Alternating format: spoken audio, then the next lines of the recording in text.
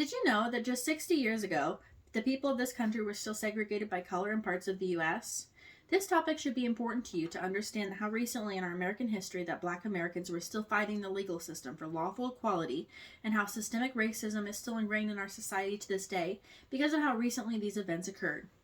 The 16th Street Baptist Church bombing was a turning point in the civil rights movement. To illustrate this, we'll look at the incidents leading up to the bombing and the deaths that resulted, and how it pushed forward the civil rights movement. To begin, we'll look at the incidents in Birmingham, Alabama in the years leading up to the bombing. In a letter sent from the Birmingham jail in August 1963 during the Birmingham campaign protests, Martin Luther King Jr. described the city as probably the most thoroughly segregated city in the United States. The residents had separate public amenities. There were no Black public officials to represent them, and no Black police officers. Most of the Black residents could only find employment in menial jobs such as cooking and cleaning or hard labor. The racial segregation was enforced through violence, led by the City Commissioner of Public Safety, Eugene Connor, commonly known as Bull.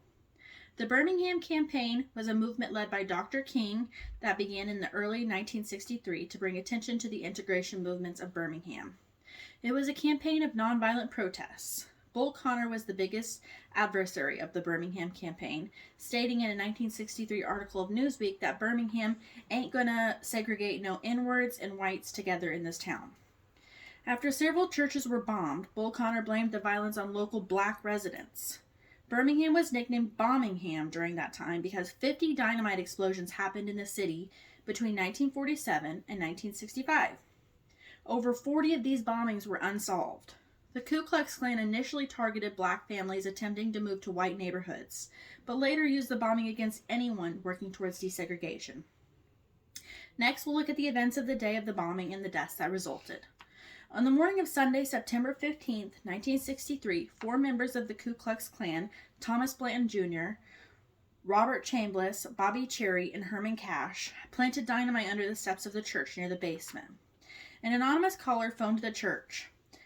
The Sunday school secretary answered the phone and heard a man say 3 minutes before he hung up. Less than 1 minute later, the bomb detonated. 5 children were in the basement at the time, changing into their choir robes. 4 girls, Addie Mae Collins, 14, Carol Denise McNair, 11, Carol Rosamond Robertson, 14, and Cynthia Dion Wesley, 14, were killed in the bombing. There was one survivor, Sarah Collins, 12, Addie Mae's younger sister, who was blinded in one eye from the attack. The girls' bodies were found stacked on top of each other and barely identifiable by their families. Sarah Collins, the sole survivor, ended up with 21 pieces of glass embedded in her face.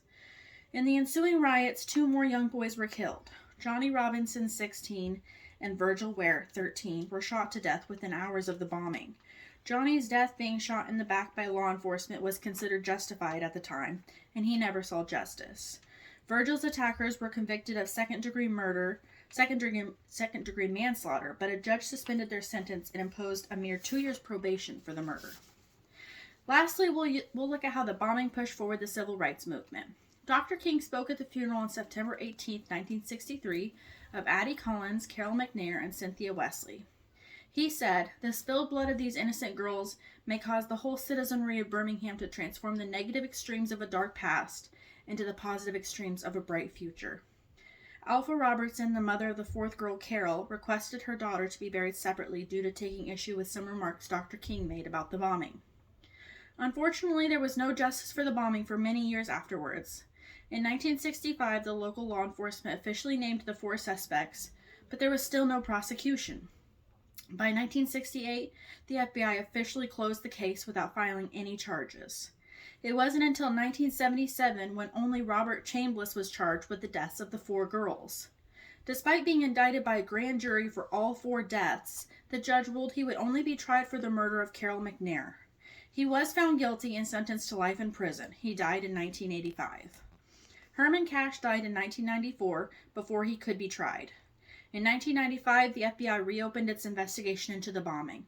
The next trial wouldn't be until 2001, when Thomas Blanton was convicted of the 4 murders and sentenced to life. He died in 2020.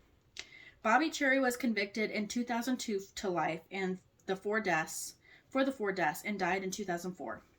The Civil Rights Act of 1964 was enacted less than a year after the bombing. This was a landmark civil rights and labor law that outlawed discrimination based on race. It ended racial segregation in schooling and public accommodation and employment discrimination. Dr. King described it as nothing less than a second emancipation. In conclusion, the 16th Street Baptist Church bombing was a turning point in the civil rights movement. To illustrate this, we looked at the incidents leading up to the bombing and the deaths that resulted, and how it pushed forward the civil rights movement. To some, it may seem like our country's racist history is just that, history. But the fact is that it actually wasn't that long ago when segregation was lawfully enforced by white Americans, and to this day, Black Americans are still fighting for equality and against racism that has been passed down through the generations in our society.